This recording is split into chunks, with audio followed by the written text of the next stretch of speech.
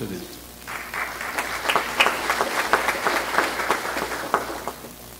Agradecemos ao senhor José Eduardo Pinto, presidente em exercício do Sistema Fiente, pelas boas-vindas. Vamos convidar para compor a mesa principal de trabalho o presidente do Conselho de Relações do Trabalho da CNI, Confederação Nacional da Indústria, senhor Alexandre Furlan.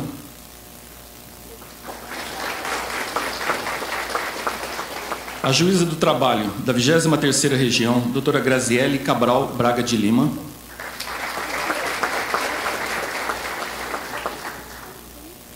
O presidente da Academia Sul Rio Grandense de Direito do Trabalho, doutor André Jobim de Azevedo.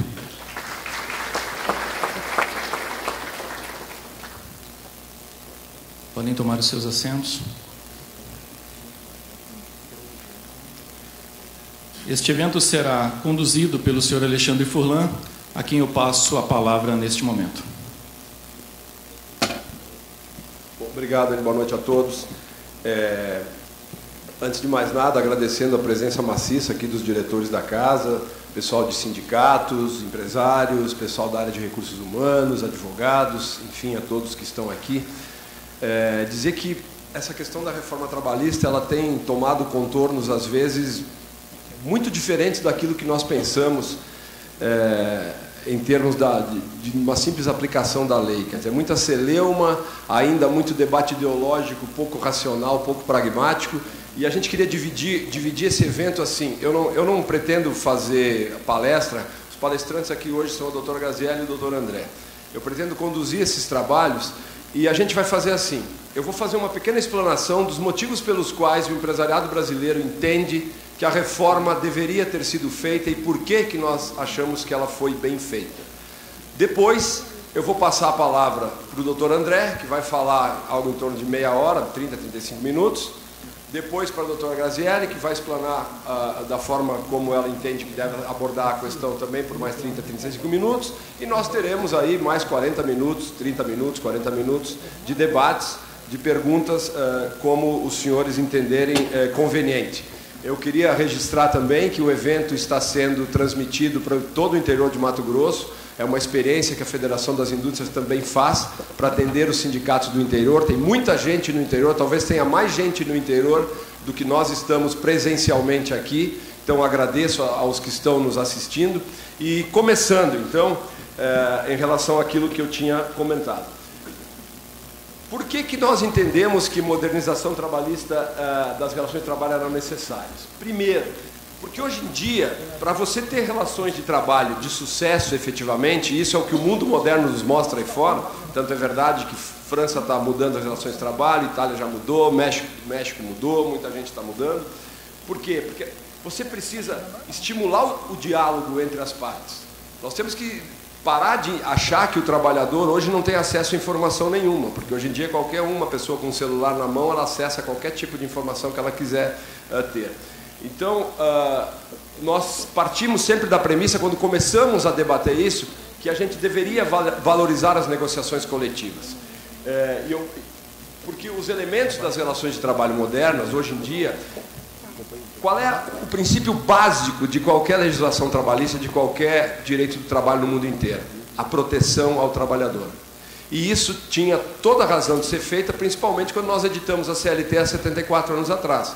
Nós éramos um Brasil com 70% da população no campo, 30% nas cidades, um país que começava a se industrializar, e, portanto, sem sindicatos, sem Tribunal Superior do Trabalho, sem auditoria fiscal. Então, nós tínhamos um mundo em que o trabalhador era, sim, extremamente, vamos poder dizer assim, explorado na relação capital-trabalho, o que hoje em dia é muito mais difícil de acontecer. Então, relações de trabalho modernas. Paralelo aos direitos e garantias dos trabalhadores, você tem que ter sustentabilidade da empresa, você tem que ter competitividade e você tem que ter um trabalho cada vez mais produtivo. O trabalhador brasileiro produz 5 vezes menos que um americano, 4 vezes menos que um coreano, 3 vezes e meia menos que um alemão e por aí afora. 2 vezes menos que um argentino. Então, nós precisamos melhorar os índices de produtividade brasileiras que estão muito atrelados à questão da educação. E nunca esquecer que relação de trabalho não é simplesmente cumprimento de lei, mas é um dos pilares da competitividade de qualquer país. Você tendo relações de trabalho flexíveis, onde você possa atentar para as questões tão heterogêneas, né? O Brasil é tão heterogêneo, é tão distinto, que eu sempre digo que a CLT era uma legislação tamanho único que trata igualmente os desiguais, porque ela trata o metalúrgico do ABC Paulista da mesma forma que o metalúrgico aqui do interior de Juara, de uma pequena metalurgia. Ela trata um comerciário da Oscar Freire em São Paulo da mesma forma que ela trata um comerciário do interior da Paraíba. Então, para essas situações tão heterogêneas e tão distintas é que você precisaria ter uma legislação mais adequada. Nós estávamos em estado de alerta e continuamos estando, na medida em que a gente tem visto algumas pessoas falando contra a reforma. O Banco Mundial faz um trabalho todos os anos chamado Global Competitiveness Report. Esse reporte, ele mostra o quão competitivos os países são em todas as áreas, infraestrutura, burocracia, tal. E nós somos, apesar de sermos a 8ª economia do mundo, somos o 81º entre 138 em termos de competitividade para fazer negócios. É a nossa pior posição em 20 anos. Mais um motivo que nos leva a crer que nós precisávamos sim evoluir nas relações de trabalho. Nós fizemos, esse já é um outro estudo que nós fizemos na CNI, em 2016, nos comparamos com 18 países, ou Brasil e mais 17 países, que julgávamos interessantes para fazer esse tipo de comparação. Nós ficamos em penúltimo lugar, só ficamos na frente da Argentina. A única coisa que a gente fica no nível médio é a questão do salário. Nós somos o 7º entre os 17 em salários melhores. O Brasil, em 10 anos, o Brasil teve 102% de aumento real de salário, enquanto a produtividade cresceu 3,6%. Isso são só dados, né? E nós somos o último colocado na questão das regras trabalhistas para contratar e demitir pessoas. Isso a lei trouxe modificações, provavelmente o Dr. André e a doutora Gazelli vão abordar essas questões. Isso aqui não precisa mostrar. Mais um motivo para que nós tivéssemos a modernização trabalhista. O Brasil tem atualmente algo em torno de 105 milhões de pessoas na nossa população economicamente ativa, metade está na informalidade, aquele número pode estar um pouco defasado, mas nós temos aí 50 e poucos milhões de formais e 50 milhões de informais. E para esses ninguém fala nada, esses ninguém está discutindo, esses que estão à margem da legislação e dos direitos. E uma coisa que é complicada, né? Você tinha em 2015 9 milhões de processos tramitando na Justiça do Trabalho. Isso equivale a um processo trabalhista para cada 5 trabalhadores com carteira assinada. Ou seja, será que todos os empregadores do Brasil são tão ruins assim para que nós tenhamos tanta ação trabalhista? Claro que nós aqui, na Federação das Indústrias, nós não defendemos o mau empregador. Ao mau empregador, todos os rigores da lei. Eu acho que isso que o juiz sempre olha como intérprete aplicador da lei. Descumpriu a lei, vai ser obrigado a cumpri-la. Agora, invenções com o intuito de explicitar uma posição ideológica que é muito mais aquela história do mas essa reforma é do grande capital, é para continuar o capitalista explorando o trabalhador oprimido. Não é por aí que nós temos que olhar o país. 50% da força de trabalho está fora dos regimes da CLT, difícil de enquadrar na relação de trabalho formal. Por isso que eu acho que também é um retrocesso quando falam, por exemplo, que trabalho intermitente é trabalho precário. Um dia um deputado me falou assim, mas vocês querem com o trabalho intermitente institucionalizar o bico no país? Eu falei, não, nós queremos regulamentar o bico, porque o bico já é institucionalizado. O garçom que trabalha à noite no buffet da Leila Maluf de quinta, sexta e sábado e ganha no final da noite R$60 e não tem carteira assinada, nada, vai poder ter. O porteiro da boate de quinta, sexta e sábado vai poder ter. O auxiliar de um dentista quando faz prótese ou precisa auxiliar mais 2 dias por semana, vai poder ter essas coisas todas. Bom, não vou falar, já disse isso, a nossa legislação é antiga. E o que aconteceu? Como a gente ficou em muito descompasso ao longo dos anos, nós acabamos sendo orientados juridicamente pelos enunciados e pelas orientações jurisprudenciais da Justiça do Trabalho. A Justiça do Trabalho pode, eu sempre digo, o ativismo judicial, ele pode até se explicar, ele se explica, mas ele não se justifica. Tanto que nós temos mais de 922 artigos na CLT, instruções, portarias, leis esparsas e tal, e nós tínhamos mais de 900 enunciados e orientações jurisprudenciais. Então, valorizar e fortalecer a negociação coletiva decorre de uma demanda espontânea de trabalhadores, empresa ou setor econômico. A reforma, os contratos que continuam em vigor, se ninguém quiser fazer adaptações, se o trabalhador não quiser fazer adaptações, não quiser gozar as férias em 3 vezes, quiser continuar gozando em uma, ele pode. Você não suprimiu nenhum direito, você flexibilizou os direitos de forma tal que você esteja mais consentâneo com cada tipo de segmento, com cada situação específica que nós buscamos respaldar. Ela é voluntária, a negociação coletiva, que é a base dessa reforma, só avança se houver disposição em efetivamente negociar direitos e deveres. Então, na verdade, se está prestigiando os sindicatos de trabalhadores e também se prestigiando os sindicatos empresariais. Se a negociação falha, prevalece o disposto na lei. Quando se fala em negociação coletiva, o Brasil ratificou a Convenção 98 da OIT em 1952, quer dizer, desde 9 anos depois da entrada em vigor da CLT, nós já tínhamos ratificado dizendo essa convenção que dizia que deveríamos estimular a negociação coletiva. Você sabe que essa questão acabou indo parar no Supremo já, né? Se vale uma negociação firmada livremente pelas partes capazes, como sindicatos, e houve um processo do BESC de Santa Catarina, um PDV, um plano de demissão voluntária, em que um trabalhador, depois de ter aderido ao plano e recebido todos os seus direitos, foi à justiça, dizendo que ele não concordava com o que ele tinha recebido, e esse processo foi parado no Supremo Tribunal Federal, através do recurso extraordinário, que está ali o número, do ministro Barroso, e o Supremo entendeu, então, naquele processo, tanto que tem vários processos hoje suspensos de decisão por conta disso, que é através do respeito aos acordos negociados coletivamente que os trabalhadores poderão compreender e aperfeiçoar sua capacidade de mobilização e conquista, inclusive de forma a defender a plena liberdade sindical. Para isso é preciso, antes de tudo, respeitar a sua voz.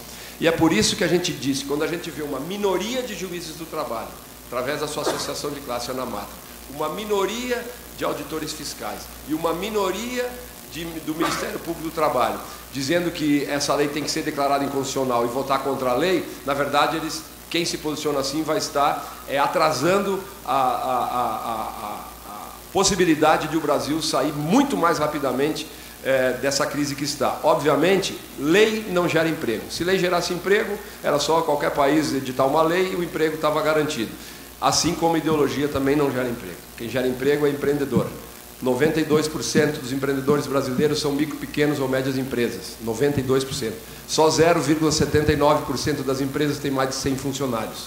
Então, nós estamos falando de uma reforma que visa atender o Brasil como um todo e não as grandes corporações. JBS, que está tão em voga, Itaú, Unibanco, Bradesco, Gerdau, BRF, Vale, Petrobras. Essas empresas sobrevivem independentemente da lei que nós tenhamos. Agora, o pequeno, o médio, o dono da oficina do bairro ali, que tem uma ação trabalhista que pede em dano moral e ele quebra a oficina, o dono da hamburgueria, esses não sobreviveriam. E é para esses que a legislação foi feita, a meu sentir. Aqui, só finalizando já a minha parte, nós fizemos uma pesquisa, essa pesquisa foi feita com mais de 2.000 trabalhadores em mais de 180 municípios brasileiros, eu não tenho o número correto agora, dos mais diversos níveis de estudo.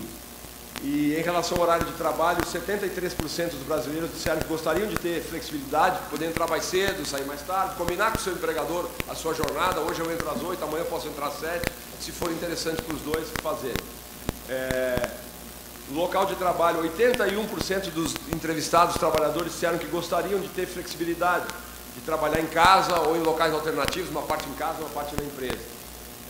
E ali embaixo é só um dado que não interessa muito agora, que dentre os que são empregados, 51% já afirmaram ter essa flexibilidade, e quem trabalha por conta própria, obviamente, esse aí tem controle do seu horário. 60% gostariam de fracionar as férias, 64% gostariam de poder entrar em acordo com a sua chefia para reduzir o horário de almoço, que é aquela questão de você ter um intervalo entre a jornada de 40 minutos para poder sair mais cedo, buscar filho na escola, ir na creche, ir para a faculdade, qualquer coisa. Compensação de horas também, 67% disseram que gostariam de poder entrar em acordo com a empresa para acertar a sua compensação de jornada. Então, o nosso entendimento é que a modernização e a desburocratização são fundamentais para estimular não só a competitividade das empresas, para aumentar a produtividade, para gerar empregos, mas também não descurar da proteção ao trabalhador. A minha parte inicial era essa, apenas para dar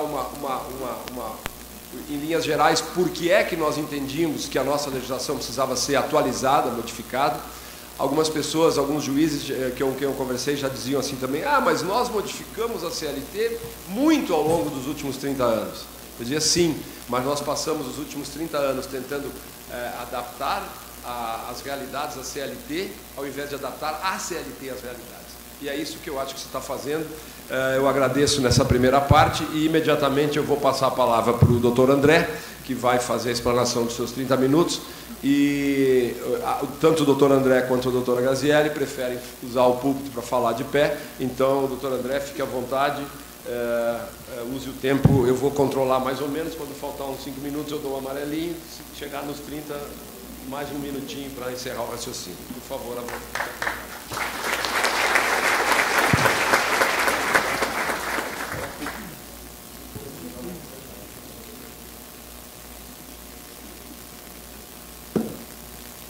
Boa noite a todos.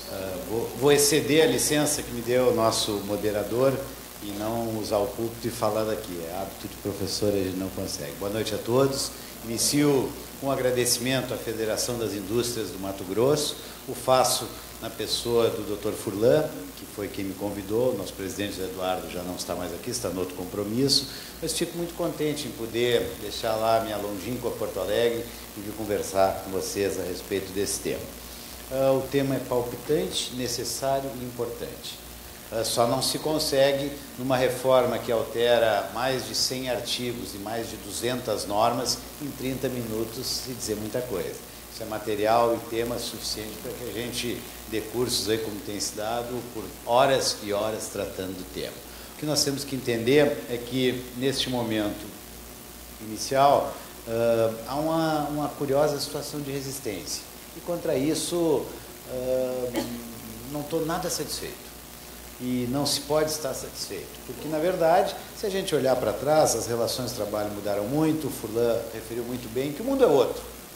O mundo é outro. A gente vai ao aeroporto quando precisa viajar, eu vim agora, é o celular que dá o nosso check-in, não se tem mais pessoas para atender, estacionamento do carro são máquinas. A evolução tecnológica ninguém contém e ninguém controla.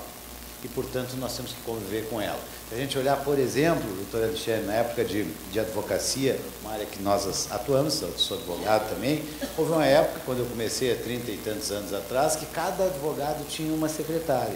Interessante, fazia as petições por escrito e tal, ia, voltava, uma perda de tempo enorme, à luz da inserção do computador, que nos centralizou tarefas de pensar o direito, de redigir o direito, da forma final a petição, conversar com os clientes, cobrar, e toda a comunicação é feita hoje, isso que tinha. Toda a comunicação é feita por nós. E não é que eu queira ou não, agora eu vou voltar e quero 10 secretárias, uma para cada uma no meu escritório. Não existe isso. Ninguém retrocede o mundo. Isso é só um exemplo porque as mudanças estão aí e nós não temos como evitá-las. A referência feita adequadamente também de uma legislação que, mesmo remendada, ficou um pouco Frankenstein, no sentido de que, olha, se atualizou, houve alterações, mas ela está remendada. A estrutura é imprópria para os tempos contemporâneos. E, portanto, precisamos sim falar em reforma. Mas o curioso disso, e agora até eu trouxe, sempre trago um PowerPoint para mostrar que me preparo para o assunto, mas não consigo segui-lo muito. Ele vai estar disponível com a casa. Especialmente por conta das pontuações que fez o doutor Alexandre, muito importantes. Nós já tivemos uma flexibilização e uma reforma muito grande com o evento da Constituição Federal. A Constituição Federal, que lá no artigo 7º centraliza, por assim dizer, os direitos individuais do trabalho, ela trouxe várias situações no sentido do que deva ser o futuro do direito do trabalho, que já foi referido pelo doutor Alexandre. A necessidade de que a gente, ao invés de imaginar que a regra, a rigidez da lei é o bom para todos, isso não é verdade. Ah, não, mas a lei é implacável, tem que se aplicar a todos indistintamente. Não é verdade e nem é correto. Não, mas isso é o princípio da igualdade garantido pela Constituição Federal. Também não é verdade. Que a leitura correta que se deve fazer dessa necessária igualdade entre as pessoas numa sociedade moderna não é aplicar igualmente uma regra a todos, senão aplicar desigualmente aos desiguais na medida da sua desigualdade. Um exemplo claro para que a gente entenda, todos conhecem isso, salário mínimo nacionalmente unificado, nem sempre foi assim, nós temos os pisos, os espaços regionais, tudo certo, mas esses 930 e poucos reais, eles são os mesmos em São Paulo e são lá no norte do nosso país. E, insisto, não é nenhum demérito às duas profissões que vou referir aqui, mas não há no estado de São Paulo, e as refiro porque são de menor qualificação, apenas por isso, não há assistente ou servente de pedreiro e não há empregada doméstica que trabalhe por conta em troca de um salário mínimo. Por quê? Porque não se vive com salário mínimo em São Paulo.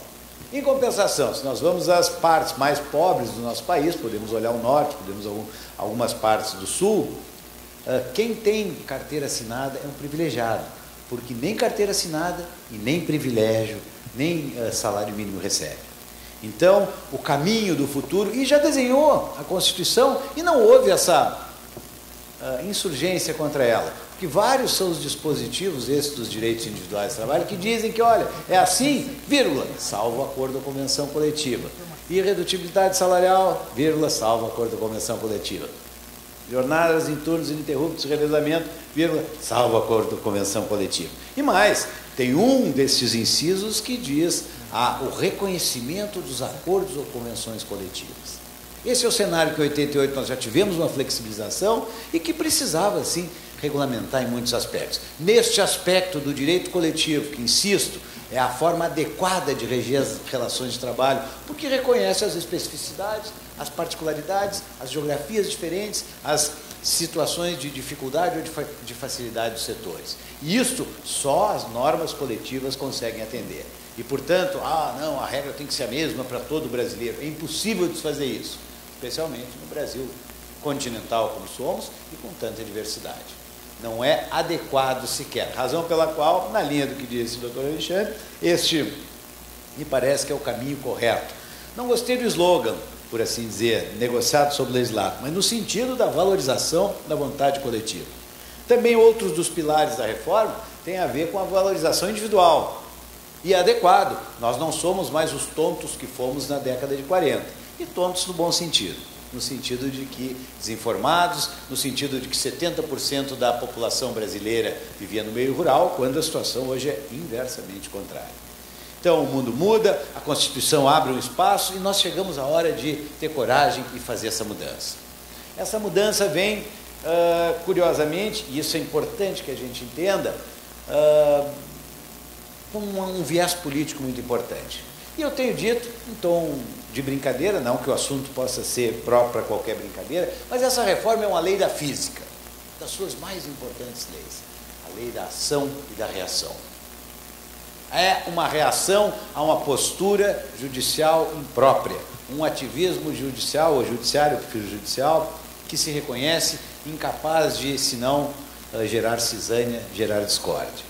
Não é possível, num país democrático, como manda a Constituição, que os poderes são harmônicos e equilibrados entre si, legislativo, executivo e judiciário, que nós tenhamos um poder que queira fazer o trabalho dos outros.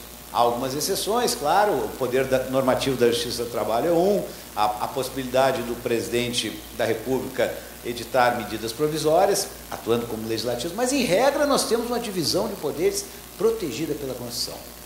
Pois bem, tivemos esse espaço todo em que a lei é a nossa regência, o centro do emprego, uma espécie do trabalho, ele é regido pela CLT. 900 e tantos artigos, muitas modificações ao longo da vida.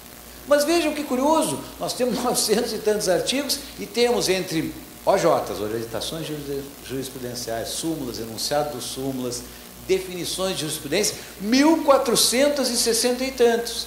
Afinal, o que rege as relações do trabalho no Brasil, da civil law? O Brasil que tem a norma, a lei como sua regra.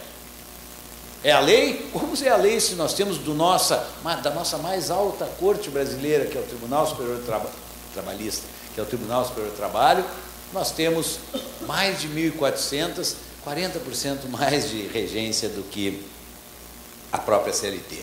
E o que nós temos que entender, volto à expressão de que é uma resistência. O Tribunal Superior do Trabalho esticou demais a corda e ela rompeu.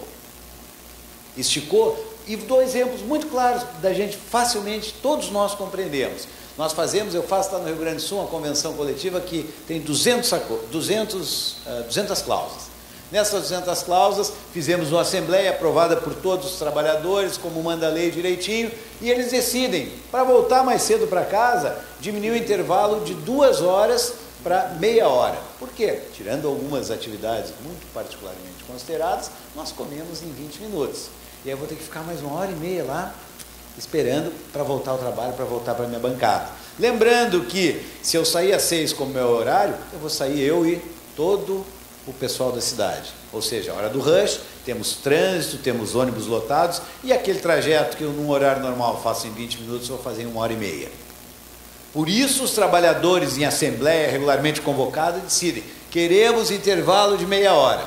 Essa questão chega por um momento ou outro ao TST, e o TST diz, não, isso é uma questão de higiene e saúde do trabalho, é ilegal, e anulam a cláusula dessas. Como anula? E a decisão dos trabalhadores? E a vontade coletiva no sentido, óbvio, esse exemplo, duvido que alguém se oponha e diga, não, mas eu quero ficar lá, dormir mais 1h30 para depois começar o meu turno de trabalho e voltar no ônibus mais lotado, no horário mais cheio de todos. Não é possível isso. Outra questão que a gente reconhece, e por isso eu falo em corda esticada e rompida, a questão das súmulas. As súmulas que têm uma regência de serem construídas a partir de reiteração de jurisprudência, tem algumas delas que não têm nenhum precedente anteriormente. E talvez uso 2 exemplos, para não estender-me demais nesse particular, absurdos para o meu gosto. Contrato por prazo determinado. Em qualquer área do direito, as pessoas sabem e combinam contrato. Começamos aqui e terminamos aqui. Esta é a situação. Estamos preparados para isso, me dispus a fazer isso, e chega no TST que dita uma súmula. Não, esse terminar aqui muda se for uma trabalhadora mulher e ela engravidar, e lhe concede garantia de emprego. Combinei, eu tratei com o meu empregador que vai até ali o trabalho. Como é que o Tribunal Superior do Trabalho pode me afrontar a própria lei e a vontade das partes? Isto é impróprio. Mais do que isso, a outra questão no âmbito do direito coletivo, as regras legais dizem, norma coletiva, máximo prazo de validade, 2 anos. Muito bem, todos nós negociamos, olhamos os cenários, um conglobamento, é o nome da teoria que analisa, para a gente montar essas 200 cláusulas, e chega lá no TST, e o TST diz assim, não, mas essa aqui, se não houver uma nova convenção coletiva, ela vai valer mais do que 2 anos.